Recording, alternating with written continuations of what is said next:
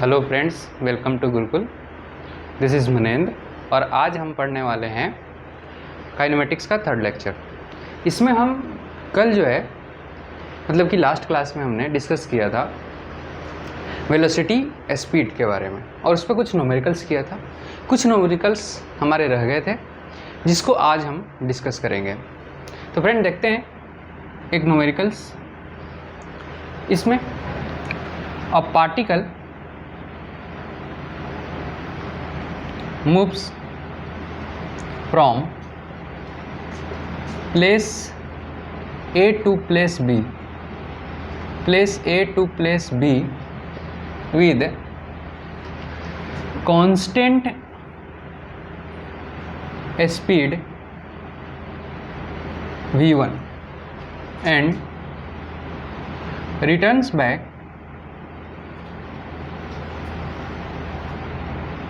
to place A with constant speed v2. Find average velocity and average speed of particle. तो friend इस question को ध्यान से देखें कि क्वेश्चन क्या कह रहा है। आप ध्यान से समझेंगे इस क्वेश्चन में क्या है कि एक पार्टिकल है जो प्लेस ए से प्लेस बी जा रहा है और उसका स्पीड कितना है, v1 है। इसके बाद रिटर्न्स हो रहा है पार्टिकल और पार्टिकल रिटर्न्स होकर के अगेन प्लेस कहाँ पर आ रहा है, ए, प्लेस ए आ रहा है with constant speed. With constant speed क्या है, v2। आपसे पूछा जा रहा है कि average velocity and average speed of particle क्या होगा। तो आप बहुत इजीली अप्रोच कर सकते हैं। सिर्फ ऐसे क्वेश्चन को जो है आपको ध्यान से पढ़ना होता है और इसके बाद इसका क्या है, एक डायग्राम जो है, एक डायग्राम इसका रिप्रेजेंट करें और समझें कि किस तरह से हम क्वेश्चन को अप्रोच करें। अगर आप डायरेक्टली इसको ऐसे सोचेंगे तो ये क्वेश्चन गलत भी हो सकता है। तो सबसे पहले आप इसका डायग्राम बनाएं। तो आप देखेंगे कि मैं ये बोल रहा हूँ कि एक पार्टिकल जो है प्लेस ए से प्लेस बी मूव कर रहा है। अब ये कुछ भी डिस्टेंस आप ले सकते हैं। आप एक्स मान लें इसको कि ये इसके बीच के दो प्लेसेस के बीच के जो डिस्टेंस है वो कितना है, एक्स है। अब आप ध्यान से समझें कि पार्टिकल यहाँ से v1 स्पीड से मूव कर रहा है प्लेस बी तक। इसके बाद यहाँ पहुँचता है और फिर रिटर्न आता है कितने से, v2 से। मान लेते हैं कि इसमें जो टाइम लग रहा है, जो इधर से जाने में, a to b जाने में, वो टाइम t1 है और वापस आने में जो टाइम लग रहा है वो टाइम t2 है। अब इसमें आप ऐसे समझें कि किस तरह से इसमें हमारे से क्या पूछा जा रहा है, एवरेज वेलोसिटी और एवरेज स्पीड पूछा जा रहा है। तो फ्रेंड इसमें सबसे समझने वाली बात यह है कि यहाँ पर एवरेज वेलोसिटी और एवरेज स्पीड दोनों अलग अलग होगा क्योंकि डिस्प्लेसमेंट, टोटल डिस्प्लेसमेंट और टोटल डिस्टेंस टेबल अलग है। तो सबसे पहले हम करते हैं एवरेज वेलोसिटी का। एवरेज वेलोसिटी फ्रेंड आपको मैंने बताया था कि v एवरेज जो होता है वो होता है टोटल डिस्प्लेसमेंट अपॉन में टोटल टाइम टेकन। फ्रेंड यहाँ पर जो टोटल डिस्प्लेसमेंट है, क्योंकि पार्टिकल राउंड ट्रिप में चल रहा है, मतलब कि ए से बी जा रहा है और बी से वापस ए पर जा रहा है, इसलिए इसका जो टोटल डिस्प्लेसमेंट है वो 0 है। मैं उम्मीद कर रहा हूँ ये बात समझ रहे हैं। और इस टोटल जो टाइम है वो है t1 + t2। तो आंसर होगा 0 metre per second. 0 metre per second इसका एवरेज वेलोसिटी है। ठीक है फ्रेंड। अब यहाँ पर बात की जा रही है एवरेज स्पीड का। तो एवरेज स्पीड इसका सेम नहीं होगा, इसका एवरेज स्पीड कुछ अलग होगा। क्या होगा तो आप समझें कि एवरेज स्पीड कैसे निकालेंगे। इसका एवरेज स्पीड फ्रेंड इसका होता है टोटल डिस्टेंस अपॉन में total time. Total distance upon में टोटल टाइम। तो बहुत ईजी है, आप ऐसे समझें कि टोटल डिस्टेंस कितना होगा, ए से बी जा रहा है x होगा और b से a आ रहा है वापस x होगा, तो टोटल डिस्टेंस फ्रेंड हो जाएगा x प्लस एक्स। और टाइम कितना है, जाने में टाइम जो रहे उसका t1 है और आने में जो टाइम ले रहा है वो t2 है, तो टाइम कितना होगा फ्रेंड, t1 प्लस t2 हो जाएगा। तो आप इसे समझें कि इसका आंसर क्या होगा, तो 2x हो गया फ्रेंड। t1 की वैल्यू कितनी होगी, मैंने लास्ट क्लास में बताया था कि एक कांस्टेंट स्पीड से चल रहा है, यानी यूनिफॉर्म मोशन है, तो क्या हो जाता है, डिस्टेंस ट्रेवल अपॉन में स्पीड, तो v1 हो जाएगा। और t2 टाइम कितना हो जाएगा, x अपॉन में v2, क्योंकि ये वापस v2 से एक ही ट्रेवल कर रहा है, तो हम इसको लिखेंगे x अपॉन v1 और x अपॉन v2। फ्रेंड इसको सॉल्व करेंगे आप तो आ जाएगा सॉरी 2x x अपॉन में 1 plus v1 plus 1 upon v2, तो आप इसको कैंसिल करेंगे तो ये आंसर आ जाएगा 2v1 v2 अपॉन में v1 plus v2 metre per second. तो फ्रेंड ये इसका आंसर है। तो मैं लास्ट क्लास में एक बात समझाया था, आपको नोट में लिखवाया था कि एवरेज वेलोसिटी और एवरेज स्पीड सेम हो भी सकता है और नहीं हो सकता है। फ्रेंड इसमें क्या हुआ कि जो पार्टिकल है वापिस आ चुका है, इस केस में डिस्प्लेसमेंट अलग है, इसलिए एवरेज वेलोसिटी इसमें अलग है और एवरेज स्पीड अलग है। लेकिन अगर ये रिटर्न नहीं आता, मैंने लास्ट क्लास में एक नंबर कराया था उसमें पार्टिकल रिटर्न नहीं आया था, तो इसका क्या था, आंसर सेम था दोनों का। तो मैं उम्मीद करता हूँ कि ये बातें समझ गए होंगे, आप इस न्यूमेरिकल को अच्छे से समझ गए होंगे। आप इसको वीडियो को पॉज करके देख सकते हैं और समझ सकते हैं। फ्रेंड अब नेक्स्ट एक न्यूमेरिकल करते हैं। आप देखेंगे क्योंकि ये सारे न्यूमेरिकल्स जो है कहीं ना कहीं प्रीवियस ईयर में भी पूछा जा चुका है, नीट हो IIT JEE हो, तो और बेसिक कंसेप्ट के लिए बहुत इंपॉर्टेंट है, तो इसलिए मैं इस क्वेश्चन को, इस न्यूमेरिकल्स को मैं करा रहा हूँ। अब एक और न्यूमेरिकल लेते हैं। फ्रेंड ये न्यूमेरिकल जो है थोड़ा सा स्टैंडर्ड है, आप इसे समझे। A particle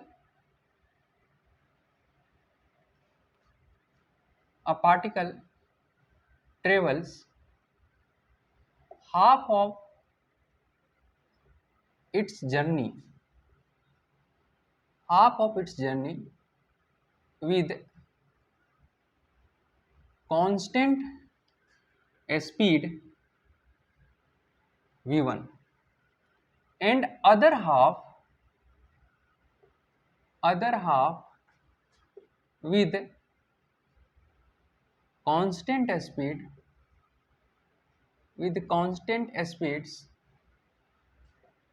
v2 and v3 in equal time interval find average speed of particle। तो ये क्वेश्चन को ध्यान से पढ़ेंगे, ये बहुत ही इंपॉर्टेंट क्वेश्चन है, आप समझे, इस पर स्टार लगा सकते हैं क्वेश्चन पर, क्योंकि ये कंसेप्चुअली बहुत इंपॉर्टेंट है और एग्जाम में पूछा हुआ ये न्यूमेरिकल्स है। तो इसको कैसे अप्रोच करना चाहिए, अभी तक जो हमने न्यूमेरिकल किया है कहीं ना कहीं उसका जो कंसेप्ट है इसमें कंबाइंड होने वाला है और बहुत ही आप इजीली इसको सॉल्व कर सकते हैं, बस इसको आपको समझना होगा कि ये कहना क्या चाह रहा है। फ्रेंड ये कह रहा है कि particle travels half of its journey with constant speed v1, ठीक है, and other half with constant speeds v2 and v3। यहाँ पर दो स्पीड गिवन है, हाफ में v1 है, अदर हाफ में दो स्पीड अटेंड किया है, और कंडीशन क्या है कि इक्वल टाइम, मतलब कि ये कहना चाह रहा है कि ये v2 v3 जो है ये सेम टाइम के लिए हुआ है। तो फ्रेंड इसको हम अप्रोच करते हैं, कैसे करेंगे, मान लेते हैं कि इस पार्टिकल को टोटल 2x चलना था। मैंने लास्ट क्वेश्चन न्यूमेरिकल्स में भी ये बताया था कि मैं इजी के लिए क्या करता हूं कि हाफ x मान लेता हूं, x/2 भी आप मान सकते हैं।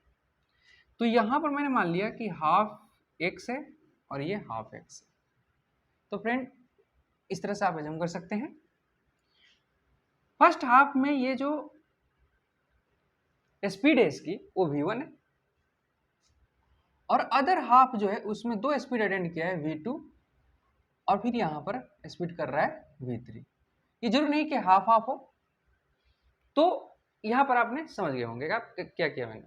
अब आप देखें कि फर्स्ट में मतलब कि ए से बी और बी सी और डी ऐसे कुछ नाम देते हैं। तो आप देख रहे हैं कि ए से बी में ये v1 स्पीड चल रहा है, तो इसका कुछ टाइम कितना होगा फ्रेंड, हो सकता है कि ये t1 ले, लेकिन इसमें बताया है कि जितने देर v2 है, मतलब अगर ये टाइम t है तो ये भी टाइम क्या होगा, t होगा। आप ऐसे समझें, तो ये क्योंकि इक्वल टाइम इंटरवल गिवन था, तो हम क्या क्या समझे कि यहाँ पर t होगा। अब आप ऐसे समझें कि यहाँ तक हमने बातें को समझ लिया। अब हम समझते हैं कि कैसे इसको अप्रोच करें। तो फ्रेंड एवरेज स्पीड पूछा है, बिल्कुल आप फार्मूला पर फोकस करिए। मैंने बताया था कि एवरेज स्पीड और एवरेज वेलोसिटी का क्या फार्मूला है, बेसिक पर जाइए, बिल्कुल आप क्वेश्चन को बहुत इजीली कर सकते हैं। तो एवरेज स्पीड, अब मैं फ्रेंड बताऊं यहाँ पर एवरेज वेलोसिटी भी सेम होगा क्योंकि पार्टिकल रिटर्न नहीं आ रहा है। तो एवरेज स्पीड हो जाएगा यहाँ पर टोटल डिस्टेंस अपॉन में टोटल टाइम, ठीक है। अब आप देखें यहाँ पर कि आप क्या कर सकते हैं इसमें कि टोटल डिस्टेंस कितना है। टोटल डिस्टेंस है फ्रेंड 2x और टाइम हो जाएगा आपका t1 plus t plus T, t1 plus t plus T, that means 2x upon में t1 plus 2t, t1 plus 2t होगा टाइम फ्रेंड। अब इसको क्या करेंगे, आप ऐसे समझें कि यहाँ पर t1 निकालना पड़ेगा। तो फ्रेंड बहुत ईजी है, t1 कितना हो जाएगा x अपॉन में v1, मैंने बहुत बार आपको समझा चुका है बात। अब यहाँ पर मैं थोड़ा सा आपको मैं समझाना चाहूँगा कि ये वाला डिस्टेंस जो होगा फ्रेंड वो कुछ x2 मान लेते हैं, और ये जो फ्रेंड है ये कितना हो जाएगा x3 कुछ हम एज्यूम कर लेते हैं, ठीक है। तो आप ऐसे समझेंगे कि x1 और x2, आप ऐसे समझें कि जो x1 है यहाँ पर ऐसे समझें, सॉरी x2 और जो x3 है ये किसके इक्वल होगा, x के इक्वल होगा, x के इक्वल होगा, ठीक है। अब यहाँ पर समझें आप कि x2 की वैल्यू कितना होगा। तो फ्रेंड x2 की वैल्यू होगी, आप ऐसे समझें कि x2 है क्या, ये distance travel by v2 with velocity v2 in time t, तो ये हो जाएगा कितना v2 इंटू टी, और x3 कितना होगा फ्रेंड, इसी तरह से हो जाएगा v3 इंटू टी। तो आप यहाँ पर रखेंगे इस इक्वेशन में, यहाँ पर आप समझें यहाँ पर रखेंगे तो क्या आ जाएगा, आप देखें यहाँ पर x2 की जगह पर रखेंगे ये तो हो जाएगा v2 into t plus v3 into t equal to x। तो t यहाँ से निकालेंगे तो आ जाएगा, t कॉमन लेकर के इसे निकालेंगे तो x अपॉन में क्या आ जाएगा v2 प्लस v3। तो फ्रेंड t यहाँ से निकला है, तो क्या रखेंगे आप ये ध्यान से समझें कि बहुत ही ईजी है, 2x अपॉन में t1 की जगह पर आप रख सकते हैं x अपॉन v1, और 2 इंटू टी की जगह पर फ्रेंड हम रखेंगे x upon v2 plus v3। ऐसे x आप कॉमन ले लें तो 2x अपॉन में, आप ध्यान से समझें कि यहाँ पर आ जाएगा x कॉमन और ये हो जाएगा 1 अपॉन v1 प्लस 2 अपॉन में v2 प्लस v3, तो x कैंसिल हो जाएगा। आप फ्रेंड इसको सॉल्व करेंगे तो ये कॉमन लेकर के ऊपर चला जाएगा, तो हो जाएगा 2 into v1 v2 plus v3 upon में, ये देखिए इससे मल्टीप्लाई हो जाएगा तो 2v1 plus v2 plus v3 metre per second. Friend ये आंसर हो जाएगा इसका।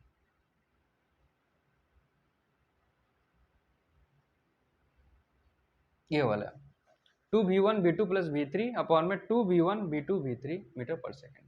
ये बहुत ही इंपॉर्टेंट क्वेश्चन है, आप इसको ध्यान से एक बार करेंगे तो आपको और अच्छे से समझ आएगा, ठीक है। अब ये बातें आप समझ गए होंगे, मैं उम्मीद कर रहा हूँ कि आप जो है इस न्यूमेरिकल्स को कैसे अप्रोच करना है आप समझ गए होंगे। फिर से मैं एक बार रिपीट कर दे रहा हूँ कि कैसे मैंने किया है। तो फ्रेंड हमें हाफ जर्नी में v1 दिया हुआ था, हाफ जर्नी जो था वो v2 v3 से था, लेकिन इक्वल टाइम इंटरवल में था। तो आप ऐसे समझेंगे कि हाफ को मैंने क्या किया x मान लिया और हाफ को x मान लिया, इसके बाद टाइम t1 लगा था तो x अपॉन v1 हो गया, इसमें टाइम सेम दिया हुआ था तो फ्रेंड इसको मैं x2 इसको x3 मान लिया तो x2 प्लस x3 x हो गया। टाइम tt मैंने एज्यूम कर लिया। एवरेज स्पीड का जो फॉर्मूला है टोटल डिस्टेंस अपॉन में टोटल टाइम टेकन, ये लिख दिया मैंने, 2x अपॉन में t1 plus t total time हो गया, तो 2x upon t1 plus 2t हो गया।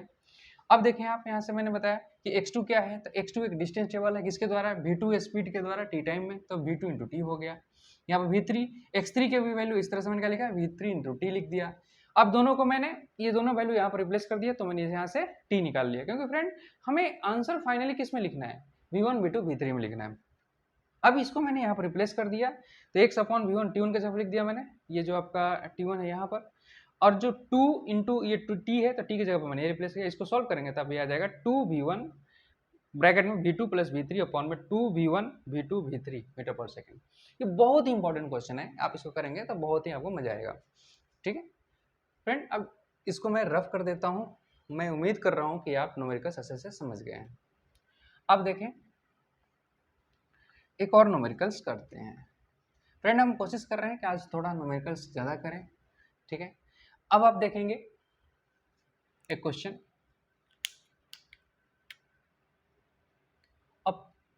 a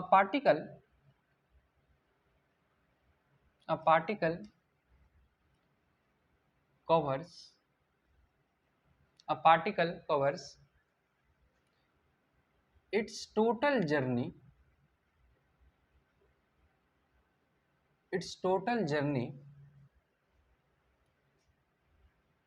with constant speeds v1 v2 and v3 in equal time interval. Find its average velocity और स्पीड, जो भी है। फ्रेंड बहुत ही इजी क्वेश्चन है, आप इसको, मैं थोड़ा सा रिपीट कर रहा हूँ इस क्वेश्चन को, क्योंकि मैं अभी ऐसा मैंने बताया था क्वेश्चन, फिर भी मैं बता रहा हूँ कि इसका आंसर क्या होगा। तो आप एक बार इसको ट्राई करेंगे। अब देखें कि कैसे इसको किया जा सकता है। तो आप देख रहे हैं कि एक पार्टिकल है, ये टोटल जर्नी जो है इसके 3 स्पीड है v1 v2 एंड v3, और ये टाइम इंटरवल क्या है, इक्वल है। तो आपसे एवरेज स्पीड पूछा जा रहा है, तब कैसे करेंगे आप ध्यान से देखें। अब ऐसे समझें कि यहां पर आप देख रहे हैं कि 3 स्पीड अटेंड किया है, टोटल मान लेते हैं इसको x डिस्टेंस मूव करना था, x। आप फ्रेंड ऐसे समझें कि कुछ देर तक ये v1 से चला है, कुछ देर तक ये v2 से चला है, कुछ देर तक ये v3 से चला है, लेकिन टाइम सेम दिया गया है, टाइम सेम दिया गया है। तो क्या करेंगे आप, आपसे अगर एवरेज वेलोसिटी पूछ रहा है, तो एवरेज वेलोसिटी और स्पीड जो भी है सेम होगा, क्योंकि रिटर्न नहीं आ रहा है पार्टिकल। तो यहाँ पर जो भी एवरेज होगा वो total displacement upon total time taken होगा, टोटल टाइम टेकन होगा। तो कैसे करेंगे आप, तो टोटल डिस्प्लेसमेंट इसका x है और टोटल टाइम टेकन है t प्लस टी, मतलब कि x अपॉन में 3t।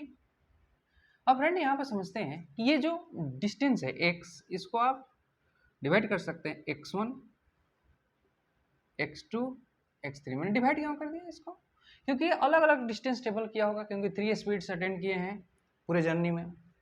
तो फ्रेंड मैं x को लिख सकता हूँ x1 plus x2 plus x3 upon 3t, कुछ ऐसे लिख सकते हैं। फ्रेंड बहुत ईजी है, x1 x2 निकालना मैंने समझाया था। x1 की वैल्यू हो जाएगा कितना आप बताएंगे, v1 इंटू टी। x2 का हो जाएगा v2 इंटू टी। x3 का होगा v3 इंटू टी। मैंने इसे क्यों लिखा, क्योंकि यूनिफॉर्म मोशन है, और यूनिफॉर्म मोशन में होता है distance table equal to speed into time. तो इस तरह से मैंने लिखा इसको। अब यहाँ पर रिप्लेस कर देंगे इसको, तो v1 into T, v2 into T, v3 into T upon में 3t। इसको कॉमन ले लेंगे फ्रेंड, कितना हो जाएगा, v1 plus v2 plus v3 into T upon में 3t। देख रहे हैं ये कैंसिल हो गया, इसका आंसर आ गया v1 plus v2 plus v3 upon 3 metre per second. ये आंसर हो गया इसका। तो बहुत ही ईजी न्यूमेरिकल था। इस तरह से इसको अप्रोच कर सकते हैं। तो मैं उम्मीद करता हूँ कि न्यूमेरिकल्स आप समझ गए होंगे, बहुत ही ईजी है। अब फ्रेंड एक और न्यूमेरिकल्स करते हैं, इसको रफ कर देते हैं। तब तक आप देखें, आप ऐसे समझें, मान लीजिए कुछ ऐसे दे रहा है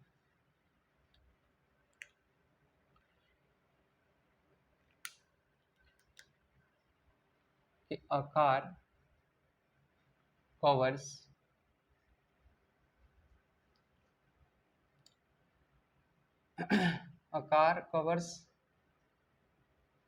equal distances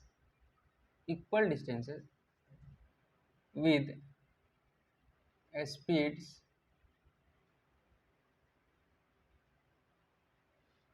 v1, v2 and v3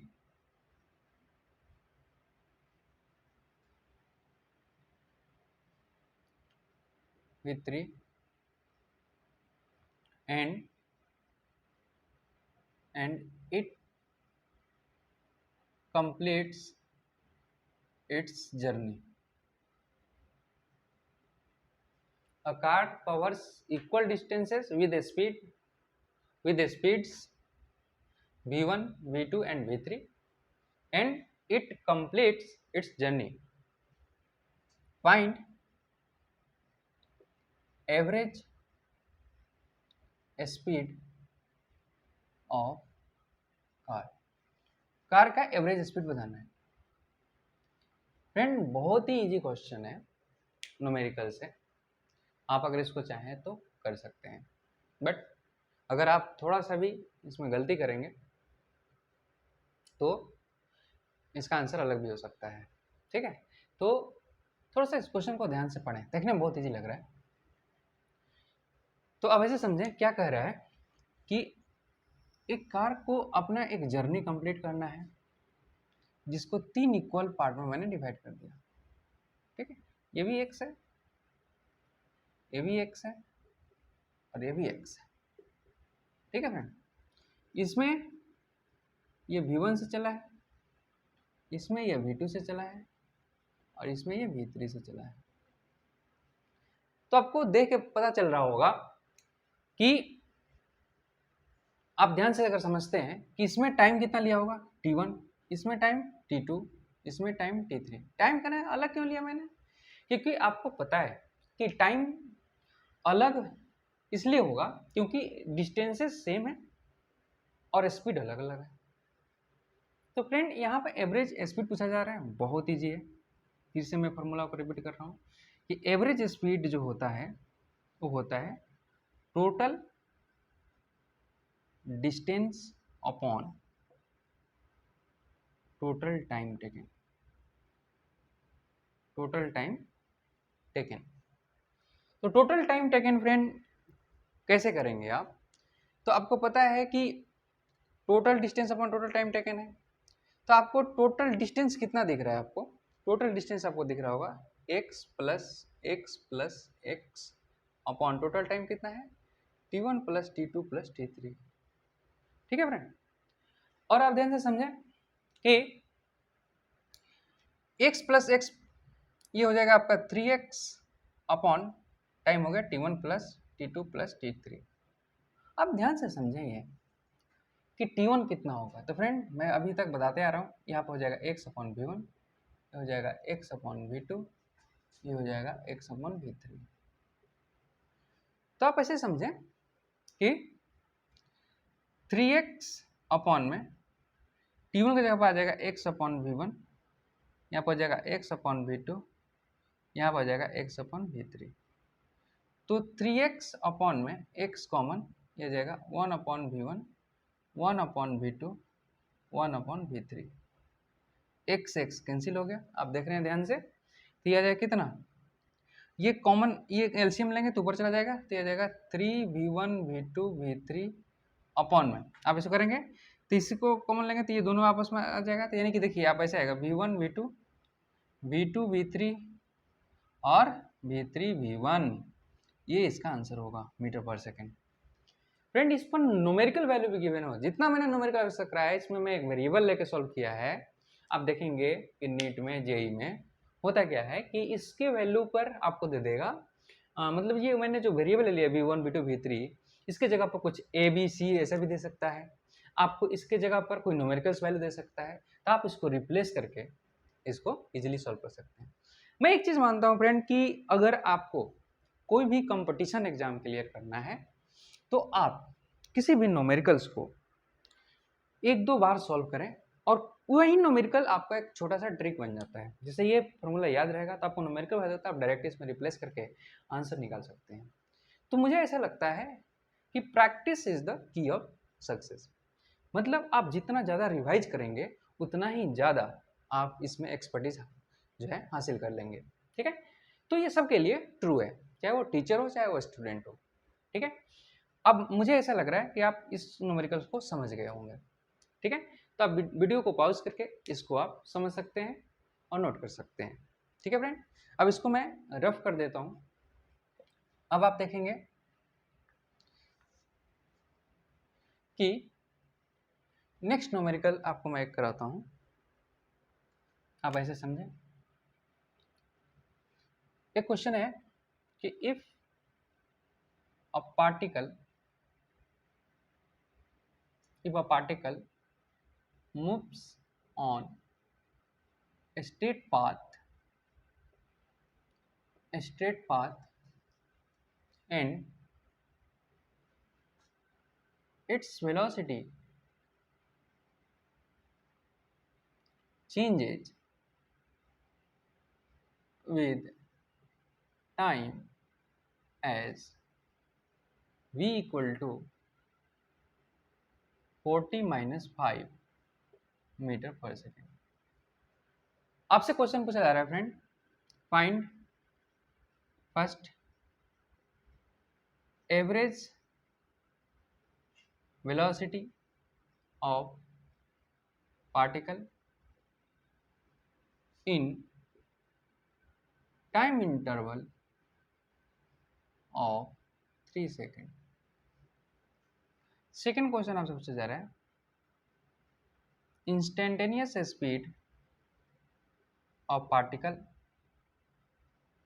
eight t equal to 2 second. तो फ्रेंड कैसे करेंगे इस क्वेश्चन को? बहुत इजी क्वेश्चन है, आपको थोड़ा सा बेसिक बातें समझ होनी चाहिए। तो आप ऐसे समझें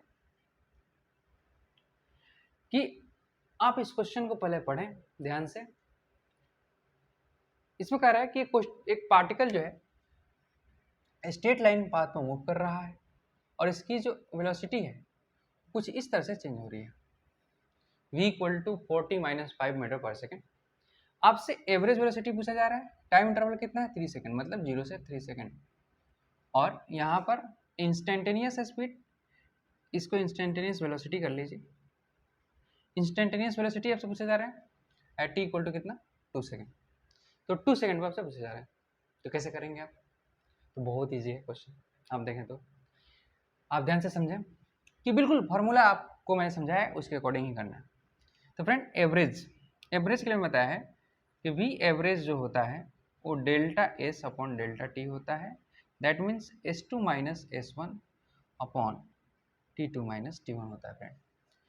अब ऐसे समझें आप कि आपके पास इस वेलोसिटी का एक्सप्रेशन गिवन है।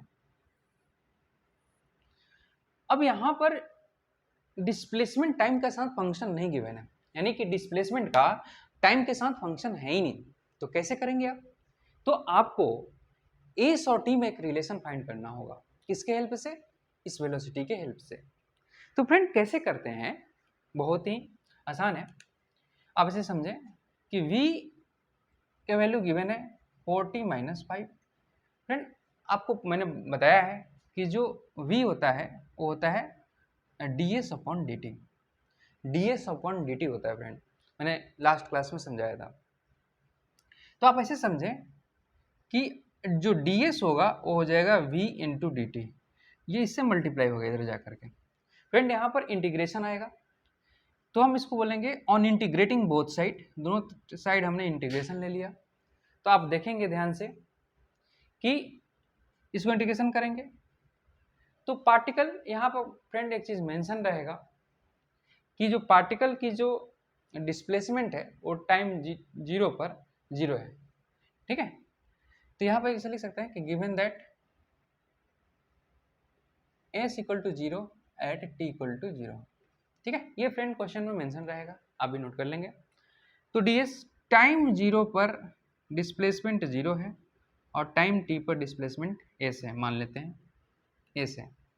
तो फ्रेंड इसको इंटीग्रेट करेंगे आप, तो ds का जो इंटीग्रेशन होता है, अब यहाँ समझें कि जो ds होता है इंटीग्रेट होकर के s बन जाता है। तो यहाँ पर देखिए v का फंक्शन है तो टाइम के साथ यहाँ पर रिप्लेस करना पड़ेगा। फ्रेंड इसको ऐसे लिखेंगे कि ds का इंटीग्रेशन जो है s हो गया और लिमिट लगाएंगे 0 to s, और देखिए यहाँ पर v है तो v की वैल्यू जो है यहाँ पर रिप्लेस करेंगे, आ जाएगा 40 minus 5 dt from 0 to t। Friend यहाँ पर इसका इंटीग्रेशन करना होता है, और इंटीग्रेशन कैसे करते हैं मैं बेसिक मैथमेटिक्स क्लास में मैंने डिस्कस किया है। अगर आप नहीं देखते हैं तो देखें तो फिर से मैं इसका एक इंटीग्रेशन का प्रॉपर वीडियो मैं बनाकर आपको डाल दूंगा। आप ऐसे समझे कि इसका अपर लिमिट यहाँ पर रिप्लेस किया जाता है, यहाँ पे लोअर लिमिट फिर तो s माइनस जीरो हो जाएगा, पहले s की जगह पे s, एक बार s की जगह पे जीरो, बीच में माइनस आता है। अब ऐसे समझे यहाँ पर देखिए इंटीग्रेशन मैं कर रहा हूँ तो 4 कांस्टेंट तो बाहर हो जाता है फ्रेंड, यहाँ पावर कितना है 1, तो इस पावर में एक ऐड होता है उतना ही से डिवाइड हो जाता है -5, और इसके साथ कुछ नहीं है तो dt है तो इसका इंटीग्रेशन t हो जाता है, और ये आ जाएगा कहाँ से लेकर के 0 से t तक। तो फ्रेंड इससे कैंसिल करेंगे तो 2 टाइम्स में कैंसिल हो जाएगा। तो यहाँ पर देखें आप s इक्वल टू आ गया कितना फ्रेंड, आप देख रहे हैं कि s इक्वल टू कैंसिल करेंगे तो आ जाएगा 2t स्क्वायर माइनस 5t। एक बार t की जगह पर t रिप्लेस करना है और एक बार जीरो, तो आप अगर जीरो अगर रिप्लेस करते हैं तो ये जीरो हो जाएगा। तो फ्रेंड आप यहाँ समझें कि यहाँ पर जो वैल्यू s का रिलेशन आ जाएगा वो आ जाएगा कितना, आप बताएंगे। एक बार t रखेंगे तो t रहेगा तो जीरो जीरो हो जाएगा तो आ जाएगा 2t स्क्वायर माइनस 5t। तो ये s का एक रिलेशन आ गया फ्रेंड, ये s का रिलेशन आया, ठीक है। तो मैं उम्मीद करता हूँ कि इतनी बातें आप समझ गए होंगे। मतलब मैंने क्या किया कि सबसे पहले तो एवरेज वेलोसिटी का फॉर्मूला लिखा मैंने, इसके बाद हमारे पास v का एक्सप्रेशन गिवन था, इस v के एक्सप्रेशन से मुझे पता था कि जो वेलोसिटी होता है वो ds बाई dt होता है, फिर मैंने इसको क्रॉस करा दिया। इसके बाद ds equal to v dt, क्योंकि मुझे ds से s निकालना था तो ये डिफरेंशियल है, तो जिसको पूरा जब हमें निकालना होता है तो इसका इंटीग्रेशन करते हैं। तो इंटीग्रेशन करेंगे फ्रेंड तो ये ds s हो जाएगा, तो ds का हो गया s, और यहाँ पर v जो है टाइम का फंक्शन है तो टाइम के फंक्शन के साथ यहाँ हमने क्या किया, इसको रिप्लेस किया, यहाँ पर आप देख रहे हैं, ठीक है।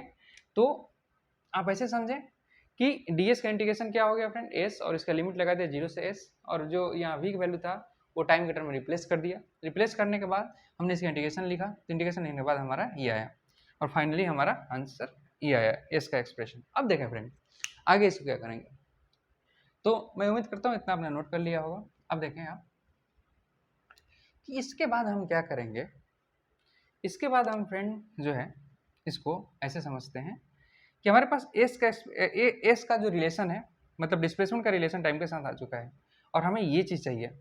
तो देखिए फ्रेंड कि S2 क्या है, S2 क्या है, टाइम इंटरवल 0 से 3 सेकंड है, तो S2 होगा 3 सेकंड पर डिस्प्लेसमेंट। तो 3 सेकंड पर डिस्प्लेसमेंट देखो यहाँ पर हम रिप्लेस करेंगे, आप ऐसे समझे, तो ये हो जाएगा 2 इंटू टी का वैल्यू कितना रहेगा फ्रेंड 3 का स्क्वायर माइनस 5 इंटू 3।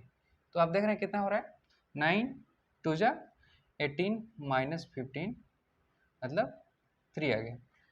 अब S1 का फ्रेंड मतलब हुआ 0 सेकंड में, क्योंकि देखिए 0 से 3 सेकंड है, तो ये आ जाएगा कितना, इसमें t रखेंगे फ्रेंड तो 0 आ जाएगा।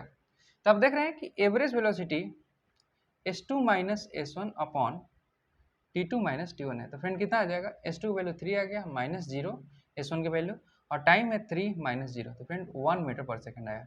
1 मीटर पर सेकंड जो फ्रेंड इसका क्या है, एवरेज वेलोसिटी है, ठीक है। तो अब मैं उम्मीद कर रहा हूँ कितनी बातें समझ गए होंगे आप, ठीक है।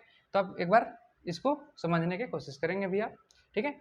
अब हम बात करते हैं इंस्टेंटेनियस वेलोसिटी का। तो आप ऐसे समझें कि क्या करना होगा इसके लिए हमें, तो आप बिल्कुल फॉर्मूला पर जाएंगे। आप इसको पहले हमें रफ कर देता हूँ एक बार, आप देखेंगे कि जो सेकंड क्वेश्चन है फ्रेंड, ये सेकंड क्वेश्चन, तो सेकंड क्वेश्चन में इंस्टेंटेनियस पूछा है। देखो कभी भी इंस्टेंटेनियस पूछता है और वेलोसिटी के साथ रिलेशन है, इसका मतलब वो इंस्टेंटेनियस ही है। जैसे कि v इक्वल टू 40-5 है, ठीक है, ऐसा रिलेशन दिया है जो कि आप किसी भी इंस्टेंट पर वेलोसिटी को फाइंड कर सकते हैं। जब आपको ऑलरेडी आपके पास रिलेशन है तो आप इससे इजीली आप किसी भी टाइम पर निकाल सकते हैं। जैसे आपसे कितने टाइम पूछा गया है, 2 सेकंड को, तो फ्रेंड इसमें सिर्फ 2 सेकंड रिप्लेस कर देना है। 4 × 2 - 5 कितना हो गया, 8 - 5, that means 3 metre per second. यही इसका आंसर है। बहुत ईजी है, बस इतना मैं समझाना चाहता था इस क्वेश्चन से कि आप ये जाने कि अगर कोई पार्टिकल, ठीक है, का स्पीड वेलोसिटी गिवन है, टाइम के साथ रिलेशन गिवन है, इसका मतलब वो इंस्टेंटेनियस के लिए ही एक्सप्रेशन है, उसमें कुछ भी करने की जरूरत आपको नहीं। ये नहीं कि इसको डिफरेंशिएट कर देंगे तो एक्सेलरेशन का एक्सप्रेशन आ जाएगा, जनरली बच्चे कर देते हैं सब। ठीक है, ठीक है फ्रेंड, तो इतना बातें आप समझ गए होंगे। ठीक है, तो मैं उम्मीद करता हूँ कि ये पूरी न्यूमेरिकल्स आपको अच्छे से समझ आई होगी। ठीक है, तो आप देखेंगे नेक्स्ट फ्रेंड, मैं और भी इस पर न्यूमेरिकल भी कराऊंगा, ठीक है, पूरे चैप्टर पर, लेकिन मैं आपको थोड़ा सा इसके एक प्रॉपर्टी रह गया है, मैं उसको समझा देता हूँ आपको, वो है एक्सीलरेशन। तो एक्सीलरेशन समझते हैं फ्रेंड। एक्सीलरेशन होता क्या है, तो आप ऐसे समझें, एक्सीलरेशन क्या होता है, the rate of change of velocity with respect to time, ऐसे बोल सकते हैं, with respect to time is called acceleration, friend. इसका मतलब कि जब भी वेलोसिटी टाइम के रिस्पेक्ट में चेंज हो रहा है तो हम उसको क्या कहेंगे, एक्सीलरेशन फ्रेंड ये होता है dv/dt और डेल्टा v/डेल्टा t, ये होता है।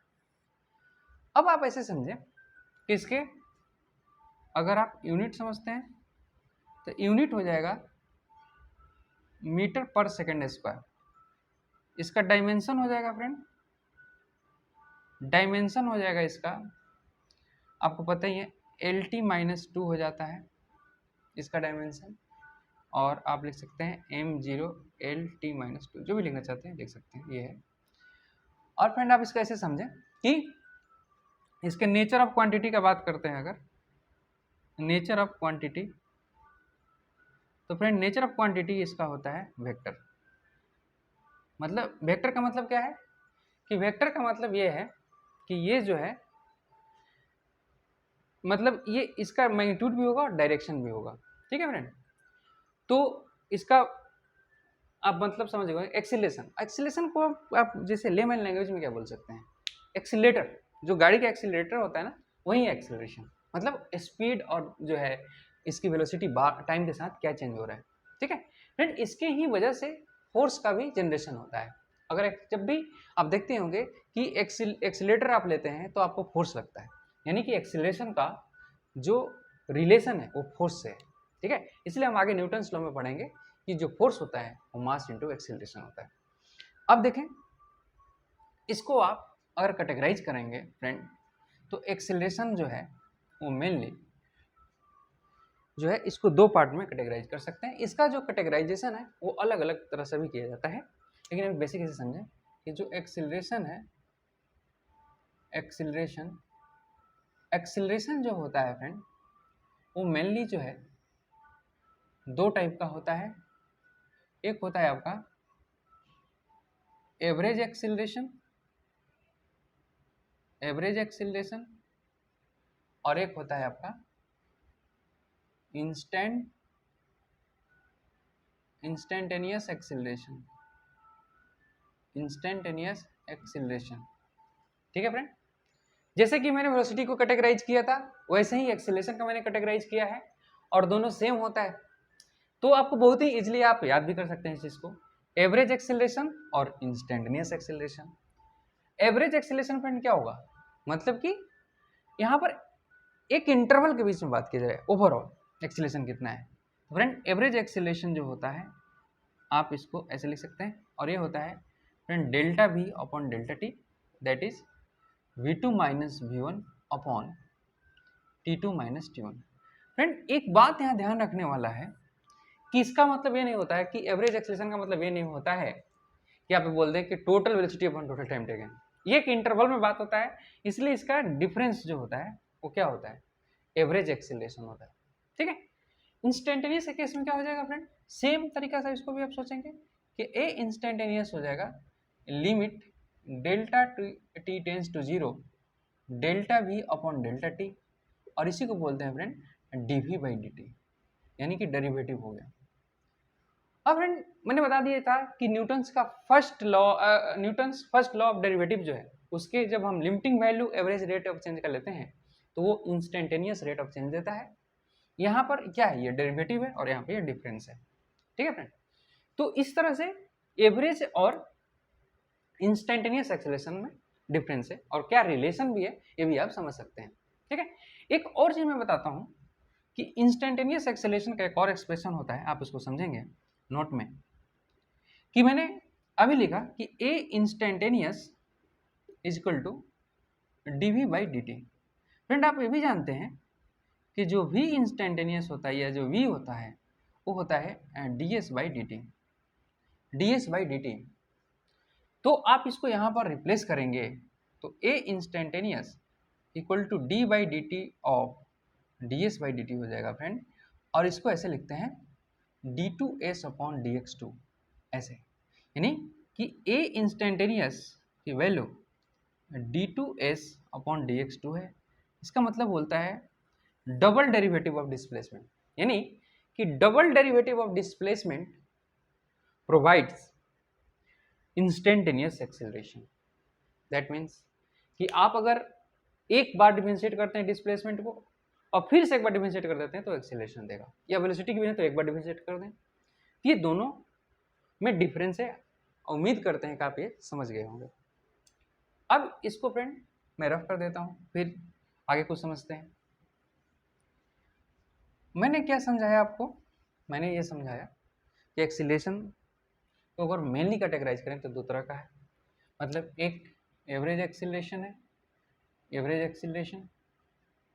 एक्सीलरेशन क्या है, delta v upon delta t, और इंस्टेंटेनियस एक्सीलरेशन है फ्रेंड, ये कितना है आप बताएंगे, ये है d v by d t और d two s upon d x two. ठीक है फ्रेंड, ये दोनों फार्मूला जो है अपने दिमाग में बिठा लेना है। ठीक है, तो ये दोनों फार्मूला से हम इसको भी यूज करेंगे। ठीक है, अब देखेंगे आप बहुत ही ये दोनों फार्मूला यूज होगा। मैंने क्या बताया, एक बात तो समझाया था कि the double derivative of displacement, double derivative of displacement with respect to time provides instantaneous acceleration, instantaneous acceleration, instantaneous acceleration। ठीक है, इंस्टेंटेनियस एक्सेलरेशन, इसका मतलब मैंने क्या लिखा, मैंने यही लिखा कि a instantaneous equal to d two s upon d x two. ठीक है फ्रेंड, ये हुआ, इसमें एक रिलेशन मैंने डिस्प्लेसमेंट और एक्सेलरेशन के बीच में बताया। ठीक है फ्रेंड, इतनी बातें आप समझ गए होंगे। अब देखते हैं और भी कैटेगराइजेशन है एक्सेलरेशन का। अगर आप मैग्नीट्यूड के बेसिस से देखें तो on the basis of magnitude, on the basis of magnitude friend, on the basis of magnitude friend, जो एक्सीलरेशन होता है आप इसको कैटेगराइज कर सकते हैं एक्सीलरेशन को दो पार्ट में। एक होगा आपका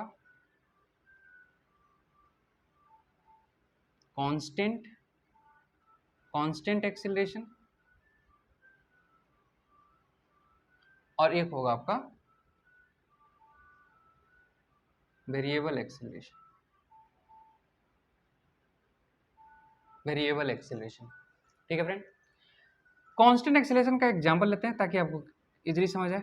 एक्सेलरेशन जैसे मान लो दिया है 2 मीटर पर सेकंड स्क्वायर, या एक्सेलरेशन दे दिया आपको -3 मीटर पर सेकंड स्क्वायर। ये सब क्या है, कांस्टेंट है, टाइम का फंक्शन नहीं है, तो ये कांस्टेंट एक्सेलरेशन कहलाएगा।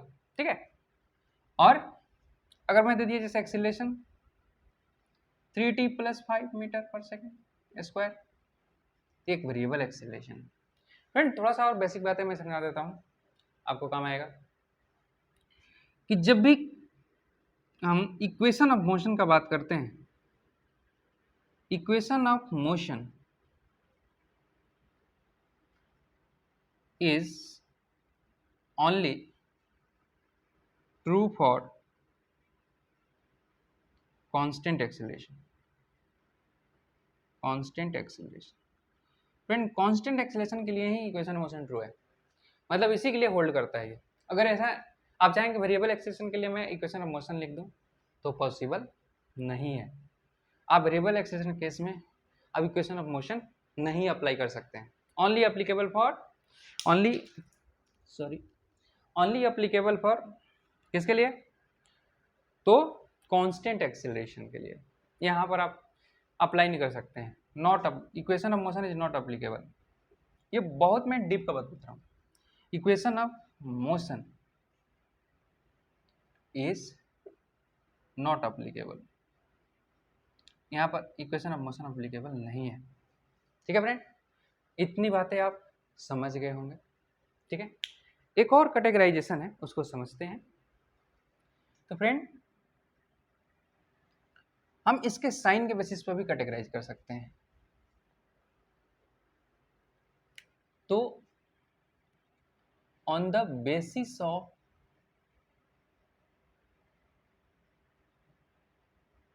साइन, अगर साइन के बेसिस पर कैटेगराइज करें तो एक्सीलरेशन जो है फ्रेंड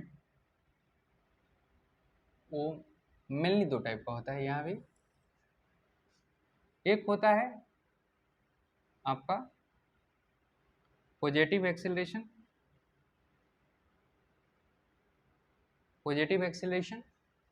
और सेकंड होता है फ्रेंड निगेटिव एक्सेलरेशन।